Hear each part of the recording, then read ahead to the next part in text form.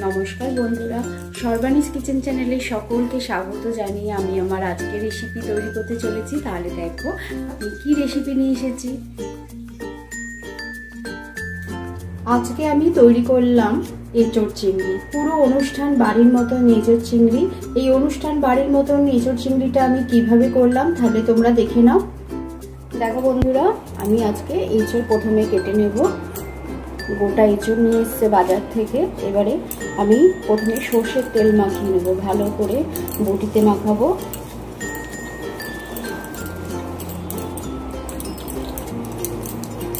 আর নিজের হাতে মাখিয়ে নেব, যার ফলে কি হবে হাতের মধ্যে একটু কষ লাগবে না তেলটা মাখালে।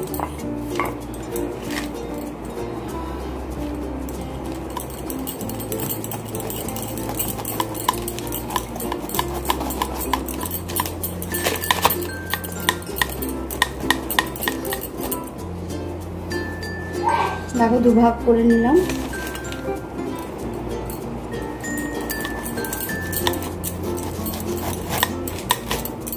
দেখো আমি এইভাবে দুটুকরো হাফটাকেও দুটুকরো করে নিয়েছি। এবারে আমি একটা বাটিতে একটু জল নিয়ে নিয়েছি। এই জলের মধ্যে কেটে কেটে ফেলবো।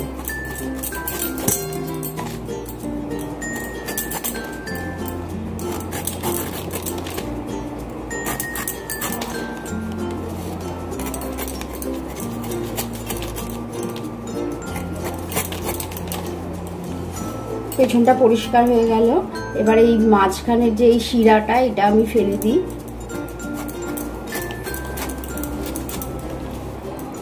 এবারে দুটুকরো করে নেবো এটাকেও। আজকের এঁচোড়টা পুরো কচি এঁচোড়, সেই জন্য আমি ভেতরের এইগুলো ফেললাম না, নালে আমি ফেলে দিই। কচি বলে আমি এইগুলোকে এরকম এরকম করে কেটে নিচ্ছি। দেখো এইভাবে কেটে নিলাম, নিয়ে জলে ফেলে দেবো। এইভাবে আমি পুরো এঁচোড়টাকেই কেটে নেবো।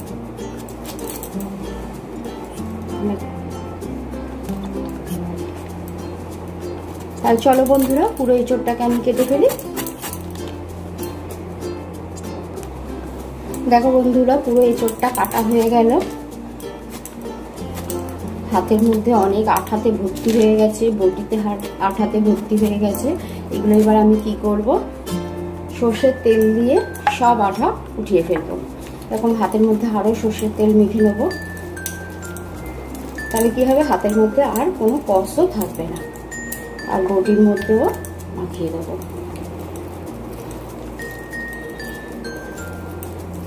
তাহলে বন্ধুরা এবারে আমি রেসিপিটা করি, চলো। দেখো এঁচোড় সেদ্ধ করার জন্য আমি জল দিয়ে দিয়েছি, আর জলের মধ্যে একটু নুন আর একটু হলুদ দিয়ে দিয়েছি। এবারে কি করবো, এঁচোড়গুলোকে দিয়ে দেবো। আমি পরিমাণ মতন আজকের জন্য যেটুকুনি লাগবে সেটুকুনি এঁচোড় রান্না করছি।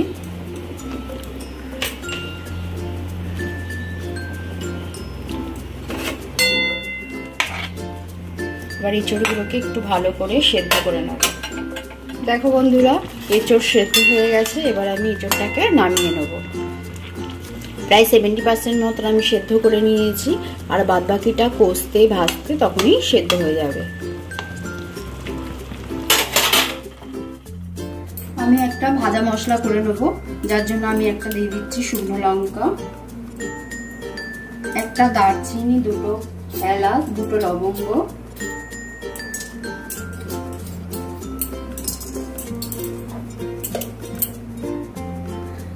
এক চামচ ধরে দিলাম,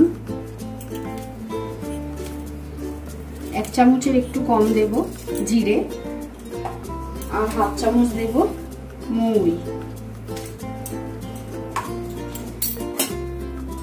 এটাকে একটু শুকনো খোলায় ভেজে নেব, নিয়ে মিক্সিতে গুঁড়ো করে নেব আধ ভাঙা করে। মশলাটা ভাজা হয়ে গেছে, এবার আমি নামিয়ে নেব।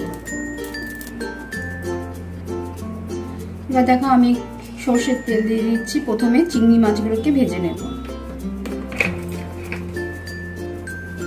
চিংড়ি মাছগুলোর মধ্যে অল্প একটুখানি আমি নুন মাখিয়ে নিয়েছি। এবারে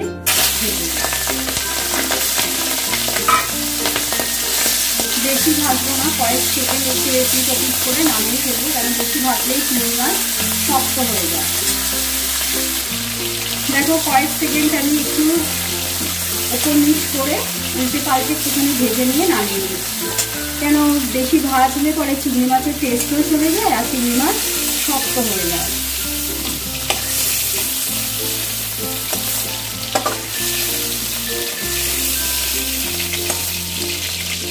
এবার এই তেলটার মধ্যে আমি প্রথমে এঁচড়গুলোকে ভেজে নেব।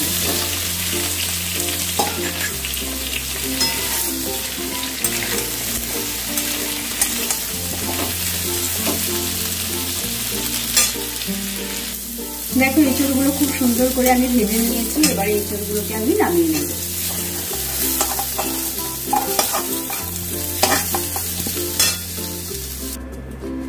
এবার আমি কড়াইতে তেল দিয়ে দিচ্ছি, একদম পরিমাণ মতন তেল দেবো যাতে পুরো রেসিপিটা হয়ে যায়।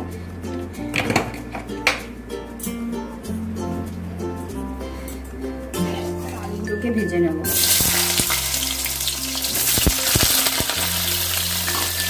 আলুগুলোর মধ্যে অল্প একটুখানি আমি নুন আর একটু হলুদ দিয়ে দেবো।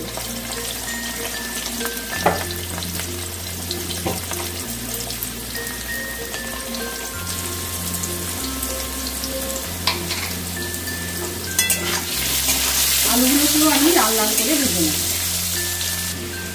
দেখো আলুগুলোকেও আমি খুব সুন্দর লাল লাল করে ভেজে নিলাম। এবার আলুগুলোকে তুলে নিচ্ছি।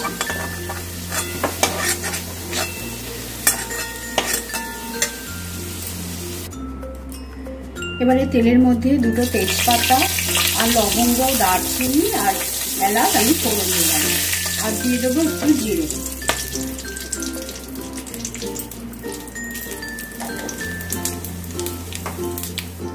ফোড়নটা ভালো করে ভেজে নিয়েছি। এবারে আমি কুচনো পেঁয়াজ দিয়ে দিচ্ছি। আমি এখানে দুটো মিডিয়াম সাইজের পেঁয়াজ দিলাম।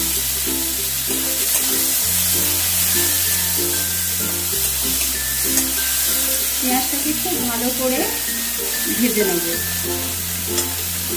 দেখো পেঁয়াজটাকে খুব ভালো করে ভেজে নিয়েছি। এবার দিয়ে দেবো রসুন। আমি এখানে দিলাম হাফ চা চামচ রসুন বাটা, দিয়ে দেবো হাফ চা চামচ আদা বাটা,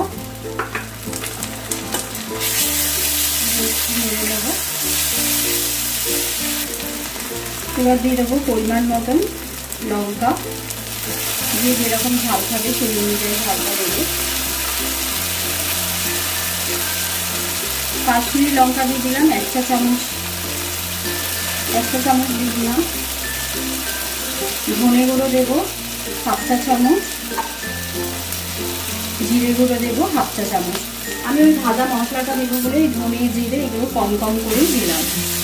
পরিমাণ মতন মশলা দিতে হবে, কেন বেশি মশলা হলেও এখন গরমের দিনে ভালো লাগে না, সেই জন্য আমি পরিমাণ মতন মশলাটাকে দিলাম। এবার আমি দিয়ে দেবো দুটো টমেটোকে আমি পেস্ট করে নিয়েছি, সেই টমেটোটাকে দিয়ে দেবো।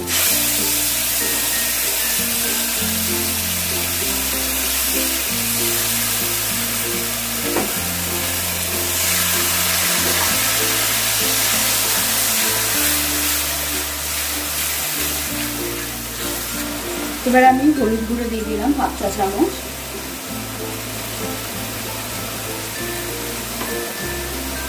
আর নুন দিয়ে দেবো পরিমাণ মতন।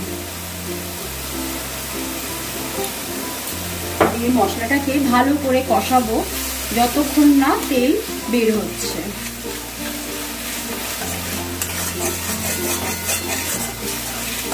মশলা যত ভালো করে কষাবে রান্না তত টেস্ট হবে। দেখো বন্ধুরা, টমেটো দিয়ে আমি ভালো করে কষিয়ে নিয়েছি। এবারে আমি 2 টেবিল চামচ টক দই নিয়ে নিয়েছি, সেই দইটাকে দিয়ে দেবো। ফেটিয়ে নিয়েছি ভালো করে। আমার এই মশলা কষানোর সময় কিন্তু গ্যাসের আঁচ আমি একদম লোতে রেখে দিয়েছি, যাতে মশলাটাও খুব সুন্দর কষানো হয়, সেই জন্যই আমি রেখেছি আর পুড়ে না যায়।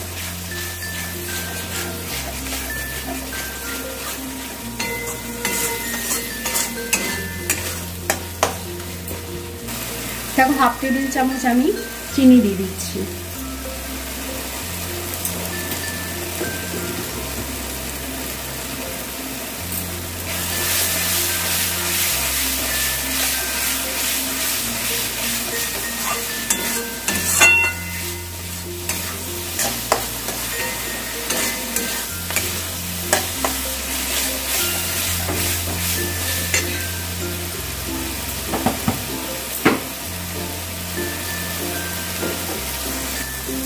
দেখো বন্ধুরা, দই দিয়ে চিনি দিয়ে আমি আরো 2 মিনিটের মতন কষিয়ে নিলাম। এবারে আমি আলু এঁচোড়টা দিয়ে দেবো আর দিয়ে দেবো চিংড়ি মাছ দিয়ে আরো 3 মিনিট আমি ভালো করে কষিয়ে নেব।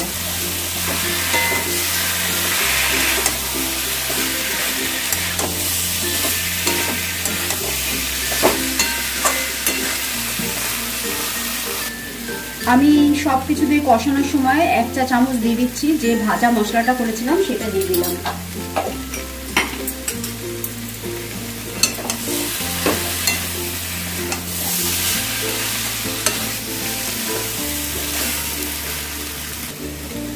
আমি প্রায় 3 মিনিটের মতন ভালো করে কষিয়ে নিলাম মশলাগুলোর সাথে, যাতে মশলা এঁচোড়ের মধ্যে আলুর মধ্যে সমস্ত মশলা ঢুকে যায়, সেরকম ভাবে আমি কষিয়ে নিলাম ভালো করে। এবারে আমি গরম জল দিয়ে দেবো।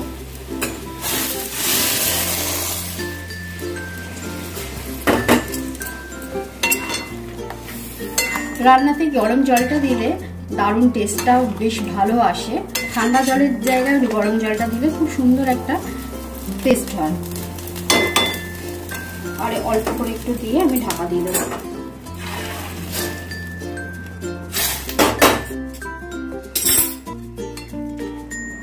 কেন আলু তো সেদ্ধ হয়ে গেছে, এঁচোড়ও সেদ্ধ, বেশি জল দিতে লাগবে না।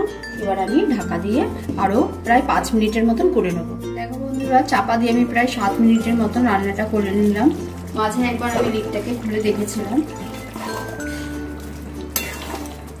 দেখো হয়ে গেছে। এবার আমি গ্যাসের আঁচে বাড়িয়ে দিলাম। আলু পুরো সেদ্ধ, এঁচোড়ও একদম সুসিদ্ধ। কেন সুসিদ্ধ না হলে খেতে একদমই টেস্ট হবে না।